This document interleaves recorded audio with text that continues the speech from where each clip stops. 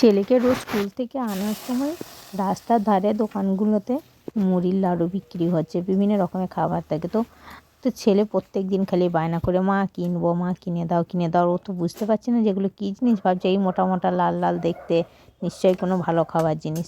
তো প্রত্যেক দিন খালি বায়না করবে। তো আমি ভাবলাম দাঁড়াও, মুড়ির লাড়ু আবার কেউ কিনে খায়?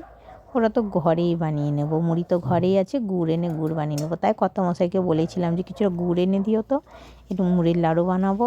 তো গুড় এনে দিয়েছে। তারপরে আজকে কৃষ্ণেন্দু টিউশন গেছে, আজকে আমি আর ওর সাথে যাইনি, আজকে আমি বাড়িতেই আছি। তো ভাবলাম আজকে সময় আছে, ফাঁকা আছি, ফ্রিতে আছি, তো আজকে আমি লাড়ুটা বানিয়ে নিই। তো কড়াইয়ে জল দিয়ে গুড়টা দিয়ে দিলাম, গুড়টা ঢেলা ঢেলাই ছিল। তো এইবার গুড়টা ফুটে উঠেছে, গুড়টা গলিয়ে নিচ্ছি প্রথমে।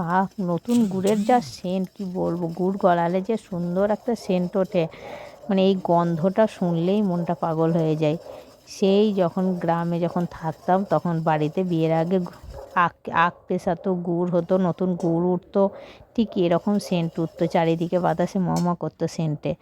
তো অনেকক্ষণ ধরে খুঁজতে খুঁজতে দেখুন এবার দেখবো যে এটা ঠিক পজিশনে এটা এসছে কিনা।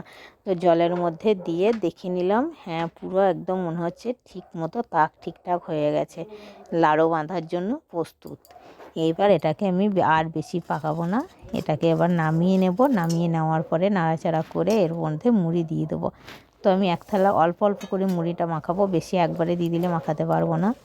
তো প্রথমে আমি এক থালা দিলাম, দেওয়ার পর দেখছি যারা গুড় গুড় হয়ে আছে, আরও কিছুটা মুড়ি লাগবে। তো তারপরে আমি আরও এক থালা মুড়ি দিয়েছি। আর তারপরে ভালো করে খুন্তি দিয়ে ঘুরিয়ে ফিরিয়ে তলা ওপর করে মাখিয়ে নিয়েছি। এইবার মেন কাজ হচ্ছে এটাকে হাত দিয়ে লাড়ুটা বাঁধা। তো তার জন্য হাতে নিয়ে নিচ্ছি সর্ষের তেল। ভালো করে তেলটা নেওয়ার পর, আর প্রচণ্ড গরম, গুড়ের গরম তো হাত দিতেই পারছে না, তো এত কষ্ট গরম লাগছে। তার উপর তেল নিয়েছি হাতে যাতে লেগে না যায়। তো চেপে চেপে চেপে কোনো রকমে একটা হলো। তো গরমের জন্য যদিও হাত করতে পারছি না, কিন্তু গরমে গরমেই বাঁধতে হবে, ঠান্ডা হয়ে গেলে আর ঝুরঝুরে হয়ে যায় যদি।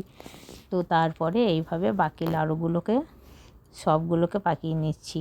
তো ছেলে যখন টিউশন থেকে বাড়ি আসবে, ও যে কী খুশি হবে কি বলবো। কারণ প্রত্যেক দিন স্কুল থেকে আসার সময় আমাকে পাগল করে দেয়, কখন কিনে দেবা, কখন কিনে দেবা। তো প্রত্যেক দিন ও যা বুঝতেই পারে না যে এটা কী জিনিস। তো দেখুন এবার কিন্তু দারুণ হচ্ছে, মানে গুড়ের পাকটা কিন্তু খুব সুন্দর হয়েছিল। আর এই জিনিস আবার কেউ কিনে খায় নাকি? এগুলো তো সেই ছোটোবেলায় যখন বাড়িতে ছিলাম, যখন থাকতাম, তখন তো এগুলো বাড়িতেই বানাতো এরকম, এই শীতকালেই বেশিরভাগ এটা বানায়। তো এরকম করে বাড়িতেই বানাতো, আর আমরা কি মহানন্দে খেতাম, এই বড় বড় করে বানাতো। আর বাড়িতে আখের গুড় থাকতো, তো কালো কালো রঙ হতো। এটা এখানকার কি গুড় জানি না, সাদা সাদা পাড়া রঙ, সাদা সাদা হয়েছে, দেখতে বেশ ভালোই লাগছে।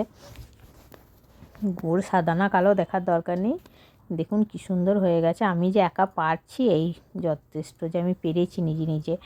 তো সমস্তগুলো বানিয়ে নিয়েছি, এক থালা হয়েছে। তো আজকের মতো বিদায় নিচ্ছি, দেখা হবে অন্য কোনো দিন অন্য কোনো ভিডিওতে। ততক্ষণের জন্য বাই বাই, সবাই ভালো থাকবেন।